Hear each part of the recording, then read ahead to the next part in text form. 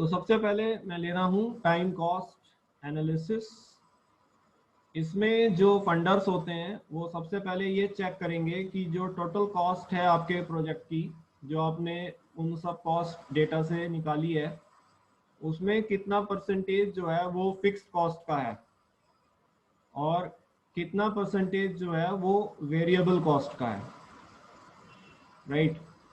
So fix cost एक ऐसी cost होती है जो कि आउटपुट के साथ चेंज नहीं होती है। आप प्रोड्यूस करते जा रहे हैं बट आपकी फिक्स कॉस्ट जो है शॉर्ट रन में, लॉन्ग रन में तो ये भी करती है बट शॉर्ट रन में आउटपुट के चेंज होने से ये चेंज नहीं करती है। Like your land, building and capital. तो कितना परसेंटेज टोटल कॉस्ट का ये लिए हुए है, इस चीज को वो एनालाइज करते हैं पहले। तो यू मस्ट नो दिस। दूसरी चीज है कि जो वेरिएबल कॉस्ट है जो कि आउटपुट के चेंज होने से चेंज करती है। ठीक है, हमेशा ही चेंज करती है, चाहे शॉर्ट रन हो या लॉन्ग रन हो। दिस इज वेरिएबल कॉस्ट, इसलिए इसका नाम वेरिएबल है। Like the cost of labour, material, ये सब जो है जितना बनाओगे उसके हिसाब से चेंज होता है। तो वो ये चेक करता है कि टोटल कॉस्ट में से कितना परसेंट जो है वो वेरिएबल कॉस्ट है। ये आपको पता होना चाहिए, ये इनका फर्स्ट एम्फोसिस रहता है। So the percentage of total cost that is fixed, that will not change with the output in short run, and the percentage of total cost that is variable, that will change with the output in short run.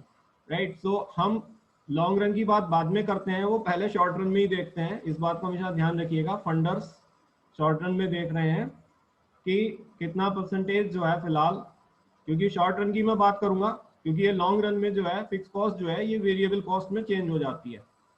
तो मैं उसकी स्थिति की बात ही नहीं कर रहा हूँ, मैं कम समय की बात कर रहा हूँ। तो उसमें ये देखते हैं कि कितना परसेंटेज इस टोटल कॉस्ट का फिक्स्ड है और कितना परसेंटेज टोटल कॉस्ट का वेरिएबल है। ये उनका सबसे पहला स्टेप होता है टाइम कॉस्ट एनालिसिस में। So you can write this slide before I proceed further.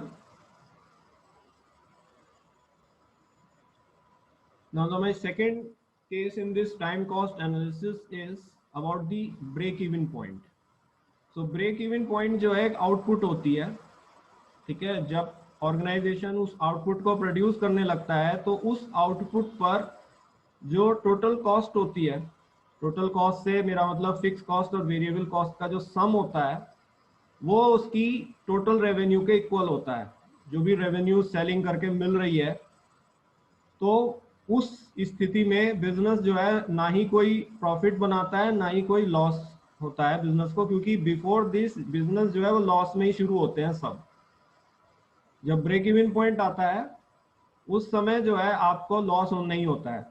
उसके बाद जो भी आउटपुट आपने बनाया ब्रेक इवन पॉइंट के बाद, उसमें आपको प्रॉफिट होना शुरू होता है। तो ये देखा जाता है कि कितने टाइम के बाद ये बिजनेस जो है ब्रेक इवन पॉइंट पर आ रहा है। ये जो है फंडर्स हमेशा देखते हैं कि उस आउटपुट को बनाने में, जिस आउटपुट को वर्कआउट करके वो कॉस्ट निकालते हैं, आपकी फिक्स कॉस्ट तो फिक्स्ड ही रहेगी, वेरिएबल कॉस्ट के बेसिस पर निकालेंगे कितना आउटपुट है वो, और जब उससे वो ऐड करेंगे फिक्स कॉस्ट में तो आपकी टोटल कॉस्ट आएगी। प्राइस आप बताए हुए हैं कि इतने प्राइस पे आप इसे बेचने वाले हैं प्रोडक्ट को। राइट।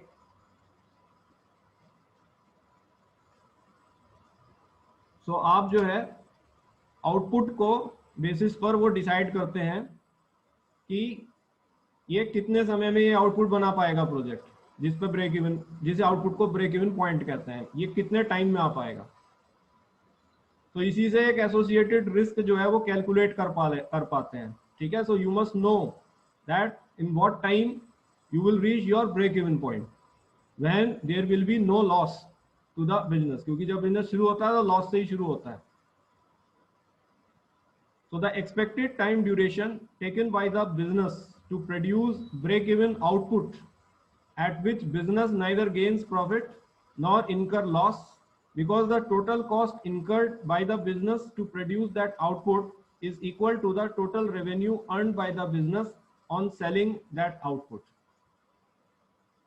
तो इससे पहले आपकी रेवेन्यू कम आती है, कॉस्ट आपकी ज्यादा होती है ब्रेक इवन पॉइंट से। जब आप कम प्रोड्यूस कर रहे होते हैं तो आप लॉस में होते हैं। तो ओवरऑल चीज तो ये है कि वो ये देखते हैं भाई बिजनेस ने लेना तो ब्रेक इवन से शुरू किया है, वो अगर बहुत लंबा जा रहा है तो भाई ये मतलब है कि कुछ भी आप दे नहीं सकते हैं उस समय तक फंडर को। तो फंडर सबसे पहले यही देखता है कि ब्रेक इवन पॉइंट वाली जो आउटपुट है वो कितने टाइम में आ रही है। This is their second emphasis in the time cost analysis. So this helps them to calculate the risk. So you can note this slide before I proceed further.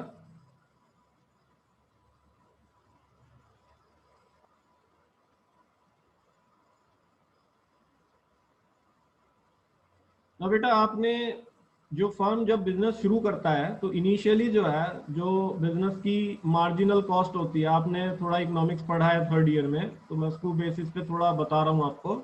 Marginal cost जो है होती है कि एक एडिशनल यूनिट को बनाने के लिए आपकी कितनी कॉस्ट लग रही है।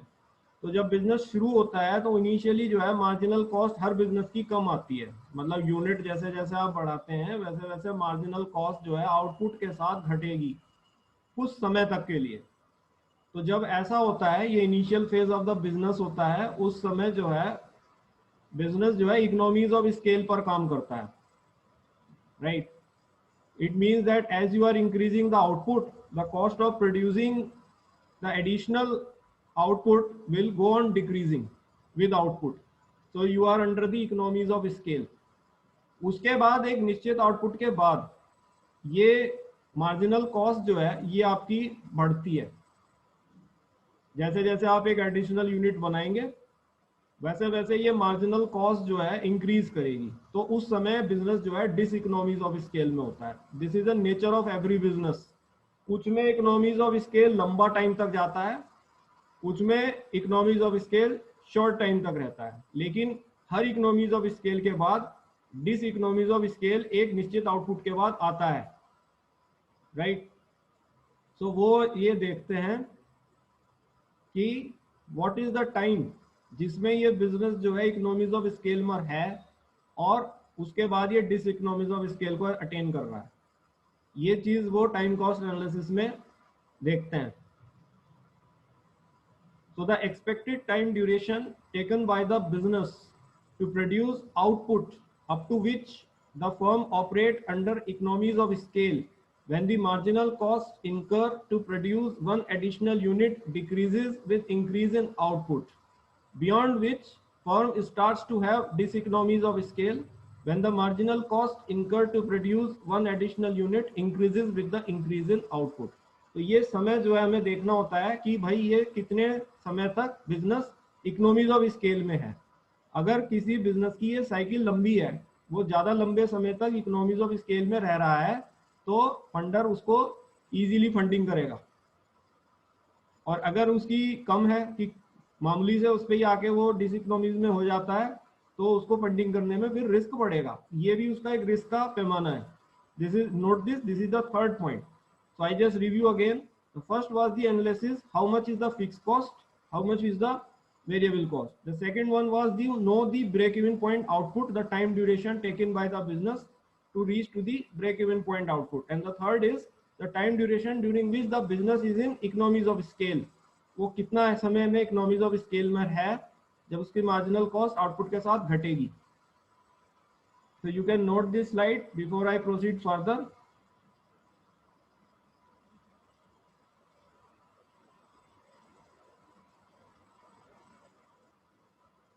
देन उनका फोर्थ पॉइंट ये रहता है अबाउट दी एवरेज कॉस्ट, ठीक है। तो वो ये देखते हैं एवरेज कॉस्ट का भी बेटा जो कर्व है आपने थर्ड ईयर में पढ़ा होगा, ये भी मार्जिनल कॉस्ट की तरह से शुरू में एक निश्चित आउटपुट तक डिक्रीज करता है। यू शेप्ड कर्व होता है ये, ठीक है। पहले ये डिक्रीज करता है, उसके बाद ये इंक्रीज करता है। तो ये इंक्रीज तब करता है जब हमारी जो फिक्स कॉस्ट होती है वो संक कॉस्ट बन जाती है, यानी कि उसे हम रिकवर नहीं कर सकते हैं और वो एक्चुअली वेरिएबल कॉस्ट में जुड़ जाती है। तो उस समय जो टोटल कॉस्ट है वो हमारी वेरिएबल ही मानी जाती है लॉन्ग रन में। तो जब तक फिक्स कॉस्ट संक कॉस्ट नहीं बन रही है तब तक दोनों कॉस्ट अलग अलग हैं, फिक्स और वेरिएबल, उस समय हमारा एवरेज कॉस्ट जो है वो आउटपुट के साथ डिक्रीज करता है। तो वो भी ये टाइम ड्यूरेशन कैलकुलेट करते हैं कि ये एवरेज कॉस्ट जो है कब तक, कितने ड्यूरेशन तक, किस आउटपुट बनाने तक ये डिक्रीज हो रहा है इस प्रोजेक्ट में। So average cost is the total cost divided by total number of units. I think आप मार्जिनल और एवरेज में फर्क जानते हैं। मार्जिनल होता है एक एक्स्ट्रा यूनिट बनाने के लिए कॉस्ट, और एवरेज होता है टोटल कॉस्ट जो लगी divided by total number of units जिसमें आपने उसको बनाया, तो उनका जो रेशियो होता है दैट इज एवरेज कॉस्ट। तो वो जो है शुरू में डिक्रीज करेगी, वो जो है वो देखते हैं कितने समय तक वो मिनिमम वैल्यू तक पहुंच रही है, अपनी मिनिमम वैल्यू तक पहुंचेगी और उसके बाद वो बढ़ती है। तो आमतौर पे प्रॉफिट मैक्सिमाइजेशन की वही सिचुएशन होती है जब हमारा एवरेज कॉस्ट जो है मिनिमम वैल्यू तक हो, हम अपना उसी एवरेज कॉस्ट तक प्राइस रखें।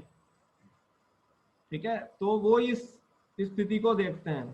So this is the fourth aspect of time cost analysis, the expected time duration taken by the business to produce output at which the average cost incurred to produce product begin to increase.